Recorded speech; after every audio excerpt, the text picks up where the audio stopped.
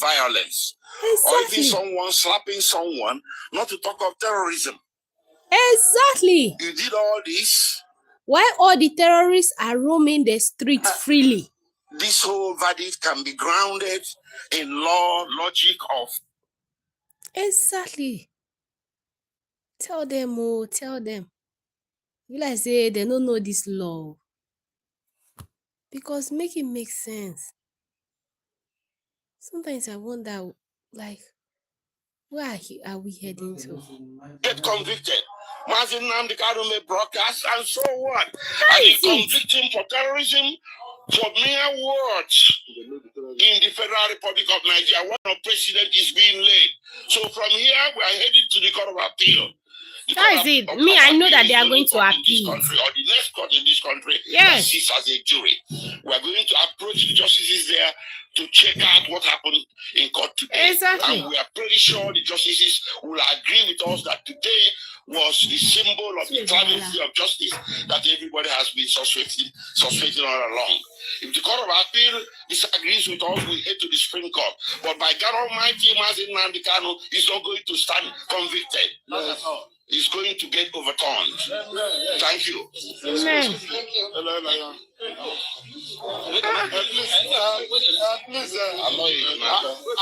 I want people to get something right. I want people to get something right. First of all, I want to talk to the Igbos that nobody should take laws into your hands. I'm assuring you, this judgment is predicated on our anger. Thank God that the judgment was streamed live and everybody watched it. You will see the anger in delivering the judgment. And it's not predicated on law. Exactly. Now, I also want to let you know that this charge, that the investigation that gave rise to this charge was not investigated. Because Mazin Nnamdi Kanu's purported statement, was rejected by this court. And they did not tender any document as investigation report. That is to say, the investigation was not, the offense was not investigated. Exactly. Having said that, also something that happened in court today, Mazin Nnamdi Kanu filed a matter in Court of Appeal, and he's asking my Lord, that particular matter I filed in Court of Appeal anchored on this particular issue. Please, can you just suspend this judgment? Let Court of Appeal direct what to do. My Lord refused. Court of Appeal set him free now. Anger, you journalists will bear with Mazin Nnamdi Kanu that government, Nigerian government and the judiciary are not fair to Mazin Nnamdi Kanu. What do I mean? Nnamdi Kanu was given judgment by Court of Appeal. Exactly. Exactly. They are not fair. They are not fair. They are just doing their own thing. They are not fair. They are not fair. And no more. They are going to appeal this. They are going to appeal. Whether they like it or not, they will appeal. Whether they like it or not, this matter will be appealed. And when it is appealed, the constituency will not compromise the security of the country on the basis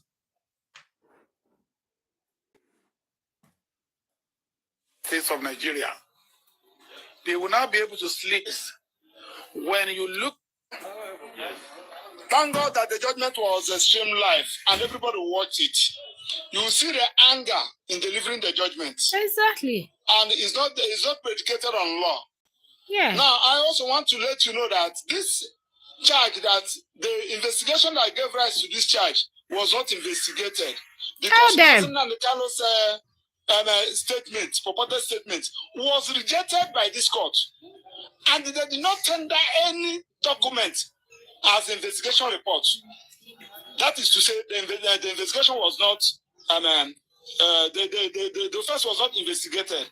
Having said that, also something that happened in court today, Mazin Nnamdi Kanu filed a matter in Court of Appeal, and he's asking my Lord, that particular matter I filed in Court of Appeal anchored on this particular issue.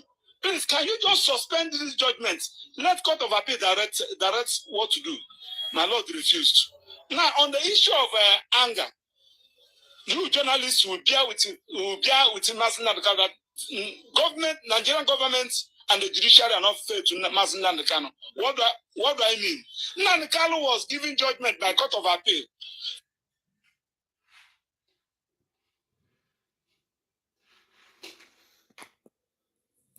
Keep watching. I don't know what is happening, but they don't want us to clearly hear that.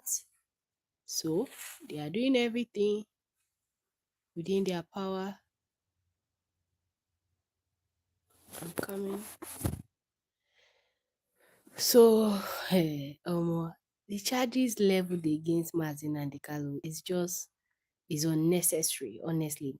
When I say it's unnecessary, it is unnecessary.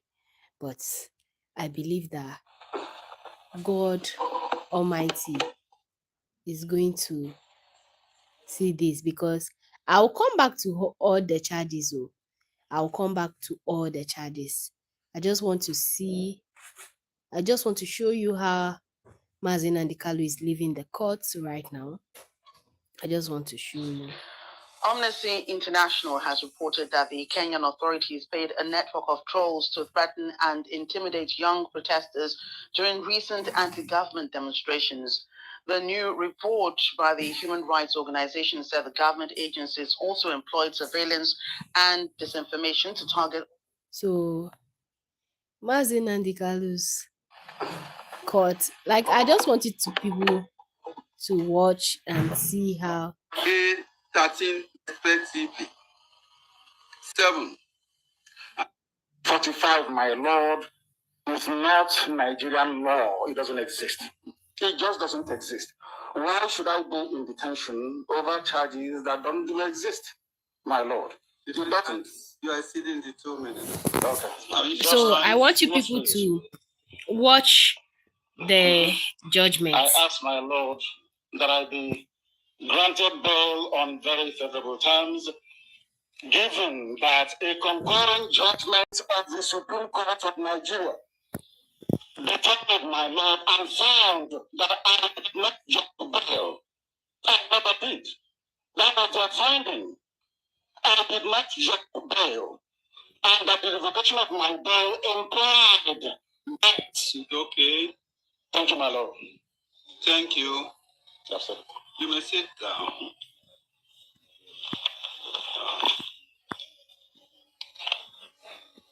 I'm going to read extempore as the application and all before this court.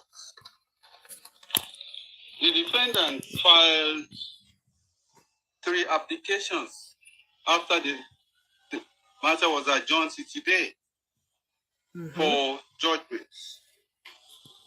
The defendant filed a motion on the 17th day of November 2025, seeking for 2 reliefs.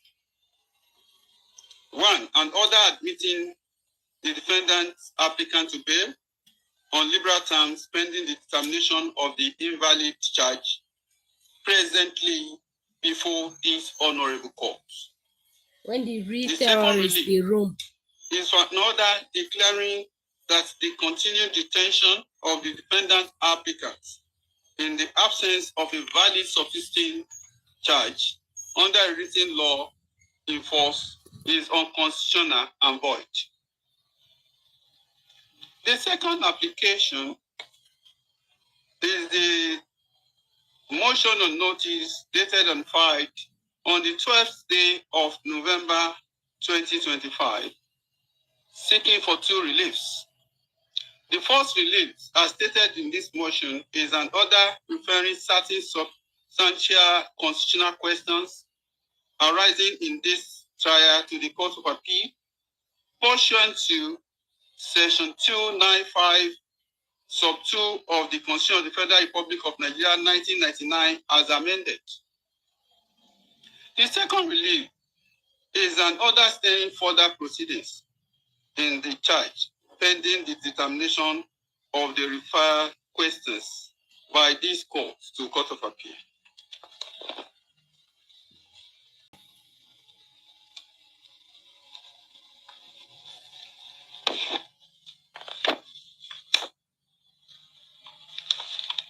third motion has to do with the notification to file written address. As defendant stated, he has put in his defense as his right to file written address should not be taken away from him.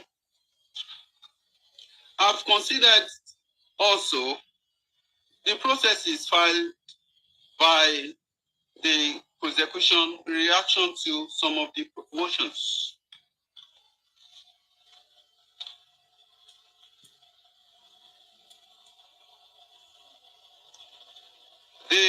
In the application seeking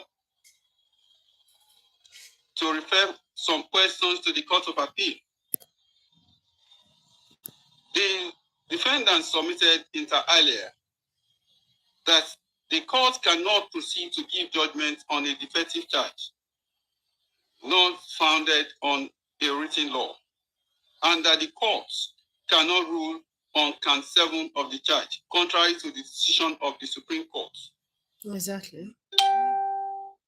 I must say, most of the issues raised here in the application, save the application for bail, have been raised by the defendants severally in these courts. And these courts has made an order that all preliminary objections or issue shall be taken during the judgments. This court is bound by that order. However, the issue as regards to referral of questions to the Court of Appeal and the stay of proceedings.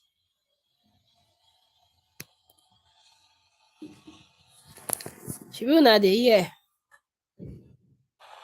He said he has put in his defense. He is not calling any witness that he has exhibited PWU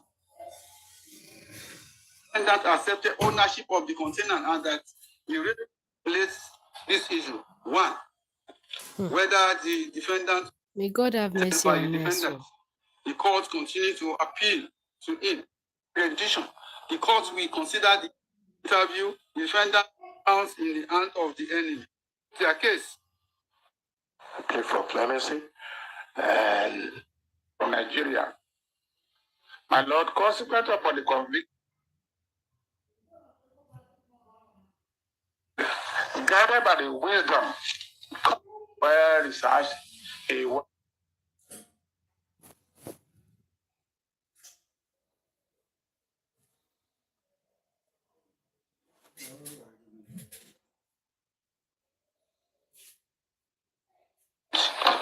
be in court when the judgment was read. freedom of speech. So we are saying, my Lord, that your Lordship should restrict it. For self-determination, the answer is in the negative, on 47. But I oath without hesitation, they operate. If you it's lockdown and it will in Nigeria with intent to intimidate, incitement, encouragement, attempt, threats, conspiracy, organization or procurement of any person with the intent to commit any act referred to in paragraph A1. Now the charges that they read.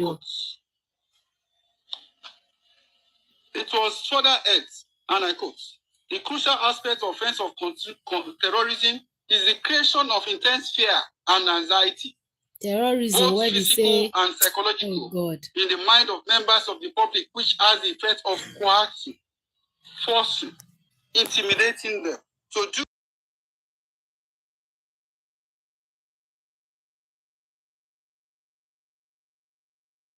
certain principle, unquote. See also the case of 𝗙𝗪𝗓 versus Federal Republic of Nigeria, citation supplied. In my research, I came across a handbook from the United States Institute of Peace titled Teaching Guide on International Terrorism. Definition, causes, and responses, where several definitions of terrorism were given as follows. I quote, the calculated use of violence, the threat of violence to inculcate fears, intended to coerce or to intimidate governments or society in pursuit of goals that are generally political, religious, or ideological. Terrorism constitutes the illegitimate use of force to achieve a political objective when innocent people are targeted. Terrorism is defined here as the current use or threatened use of political motivated and clandestine organized violence by a group whose aim is to influence a psychological target in order to make it behave in a way which the group desires. 𝗙𝗪𝗓𝗥. The unlawful use of force or violence against persons or properties to intimidate or coerce governments, the civilian populations, or any segment thereof in furtherance of political or social objective is derived from Federal Bureau of Investigations. What therefore, unquote, what therefore constitutes a terrorist act from all the definition above is an act of violence, threat of violence intended to cause fear, put the recipients of such violence or fear in a state of fear. Applying the above definition to the facts of this case, the defendant in several of these broadcasts made several threatening harms to the federal government of Nigeria, the general Nigerian populace, including its own people who claim to fight for, who he claimed he fight for. In an interview with in an interview with Sahara TV, contained in Exhibit 𝗙𝗪𝗪𝗪, the defendant was interviewed by one Rodolfo Okonkwo. He was introduced as the founder and director of Radio Biafra. When the defendant appeared on the screen, his nameplate was Nnamdi Kanu, director Radio Biafra. While speaking on the national conference in Nigeria, which was organized at that time, the defendant mentioned the name of some of the representatives from the Southeast as the conference, and he said, if you go there and negotiate any other thing apart from Biafra, you better not come back because our people will be waiting for you. That very person, unquote. When he was asked about the consequence for this representation, including one 𝗖𝗛𝗏𝗏, the defendant was unequivocal when he said, things have changed, and that because the only language that people in the zoo understand is language of violence and force. After all, that very contraction was put together by Frederick Lugard by force. That is what many people don't understand. Lugard killed many people to put Nigeria together, and the killing of people to disintegrate the zoo shouldn't come to anybody as a surprise. Our promise is very simple. If they fail to give us Biafra, Somalia will look like a paradise compared to what will happen to the zoo. It is a promise. It is a pledge. Also a threat to them. They must understand it, that we have had enough of this nonsense. Unquote. It It is not noteworthy that defendants in the said interview kept referring to the southeastern part of Nigeria as Biafra. The defendants made some comments, such as the governor of the southeastern state being the stooge of 𝗖𝗛𝗪 godfathers. He even stated that 𝗙𝗪𝗪𝗪𝗪𝗪𝗪𝗪𝗪𝗪𝗪𝗪𝗪𝗪𝗪𝗪𝗪𝗪𝗪 had had criminalized the entire state to satisfy its 𝗙𝗪𝗪𝗪𝗪𝗪𝗪𝗪𝗪𝗪𝗪𝗪𝗪 godfather. He said nobody had asked Governor Peter Obi about 𝐤𝐵 River and the person dumped in the said river. Further, during the interview, defendants, while answering a question about whether he will embrace a peace separation or choose a violent path, stated at about 7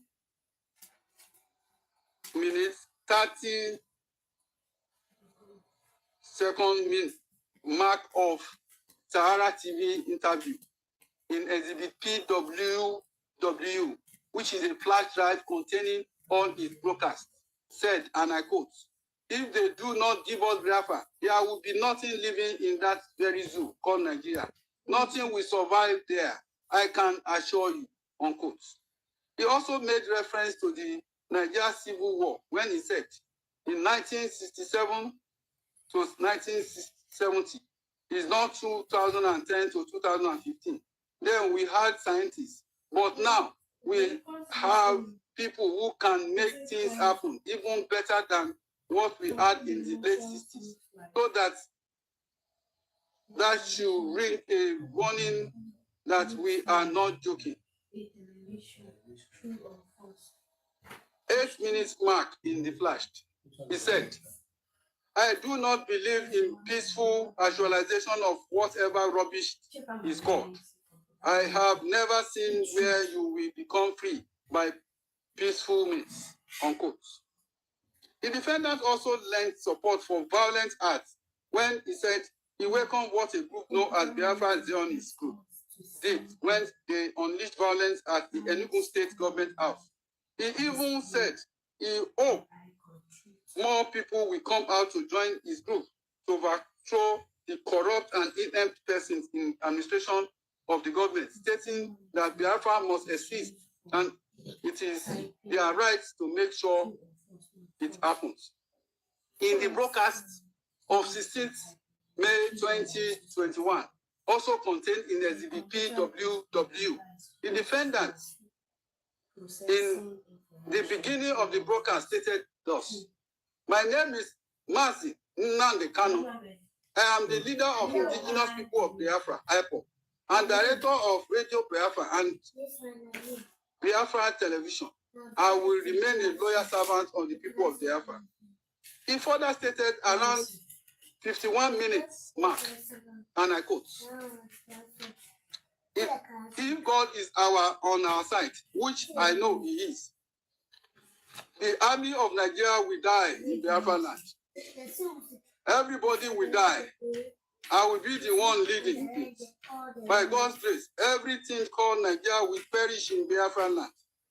The world must be prepared for what is to come. I want to let 𝗘𝗡𝗟 and the British government to know that we have chosen the path of death and people are dying every day. We have to develop the mindset of after this, which even though NATO is there, NATO is there. We say that we are ready to die, and everyone that comes to kill us will die also, because things will start happening in the next 14 days. In the next 2 weeks, the slaughter will begin to happen. You see those CNN that have refused to come to Biafra. We come by force to see what is happening. We will make sure that every Nigerian soldier on Biafra soil will die. God is my witness. I will lead this burial myself, unquote.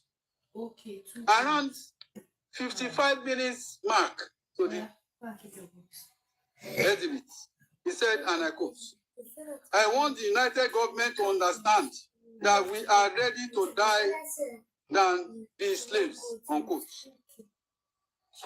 At about 1 hour mark, he said, and I quote, Israel was named Palestinians by the Romans because they were too stubborn. Go and ask how they did it. They bombed them, the Romans, away. Not this roadside bomb. Every road leading to Biafra will be man, landman. Everything that is Nigeria, whether it is police, army, will blow till the kingdom come. Every neat and simple. Very neat and simple, unquote. The defendant also stated in that same broadcast, and I quote, we are asking for our freedom, and they are asking listening. But when we start doing what we want, the whole world will start begging us, and then I will come out from wherever I am and tell them that it's too late. Throw away the phones. Remain incommunicado as we are in the state of war. It will not kill you to do away with your phone. All people should go into the bush and stop the advance of this army, or else they will kill you, unquote. These words spoken by the defendants in those broadcasts were not mere words, as they bear every traces of threats to harm people, including international representatives representing their nation in Nigeria. The said broadcasts were several in numbers, and the defendants kept repeating his rhetorics that people will die if Biafra is not created. The defendant plan to commit the terrorist act did not only manifest in his broadcast, but was shown in a meeting he had with other Igbo people in the United States. At a World Congress, Igbo Congress meeting held at the 4 Points Hotel in Los Angeles, in the United States of America, as contained in Exhibit PWW. The defendant, while speaking to the audience, stated, and I quote, we must not miss this golden opportunity we are bound to suffer in this time to come. You must come out to support what we are doing. We need guns and we need bullets. I know we love life so much. Without it, Hausa will overrun us. They have succeeded in imposing Okoroshan on us. They are coming. Boko Haram is coming in Igbo land, unquote. A female participant stood up to ask the defendant of his objective, as well as why need for weapons. The defendant responded, and I quote, we now know that the best way to defend ourselves is to be armed, because Boko Haram is everywhere in zoo, called Nigeria. So we need guns and bullets, and those of you in America will give it to us. Also, on the 22nd day of this month, something will happen called the blood moon. Most of you don't know that just before the Civil War, there was blood moon. There was blood moon in 67, and it only happens once in a while, because after this year, we will be free, no matter what happens. If we don't get Biafra, everyone will live to die. We are not joking. His intention was quite clear. He believes only in violence as the solution to the creation of Biafra as a nation. And at the said World Igbo Congress, most of the participants were quite alarmed by the expressions as is planned, and so they kept asking if he had considered the option of peaceful dialogue, to which the defendant was adamant that only violence could lead to the achievement of his aims. These threats of violence are nothing but terrorist acts, which was duly carried out by his followers, as will be seen later in this judgment. The defendant knew what he was doing while making these violent statements. He obviously had an objective, which one, the face of it is political, that is, secession of the state of Southeast, South-South, and some middle belt states from the Federal Republic of Nigeria to form Biafra. The defendant was also bent on achieving his objective with the use of violence, and he didn't mind if his own people die in that process. As one of the crucial elements in establishing crime, the intention and the knowledge with which defendants carried out the acts can be expressed by him. If not so expressed, can be deduced from his conduct or activities or other connected circumstances. See Berede and Federal Republic of Nigeria. From the uncontroverted evidence led by the prosecution, particularly the broadcast contained in Exhibit PWW, it is clear that the defendant committed acts preparatory to and in furtherance of terrorist acts. The defendant had the opportunity to explain, but failed and deliberately refused to take that opportunity. Thus, he did not place any evidence before this court to explain the context of the said broadcast or any reason which may be exculpatory in his favor. Having failed and deliberately refused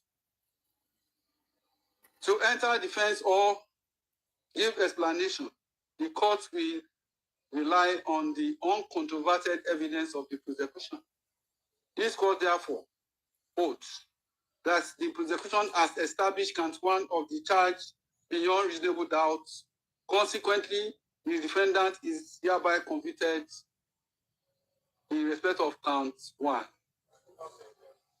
With respect to count two of the charge, the defendant was charged with making a broadcast received and heard in Nigeria with intent to intimidate the population, issue deadly threats that anyone who flouts a sit-at-home order should write his will, as a result of which banks, schools, markets, shopping malls, fuel stations domiciled in the eastern states of Nigeria were not opened for businesses.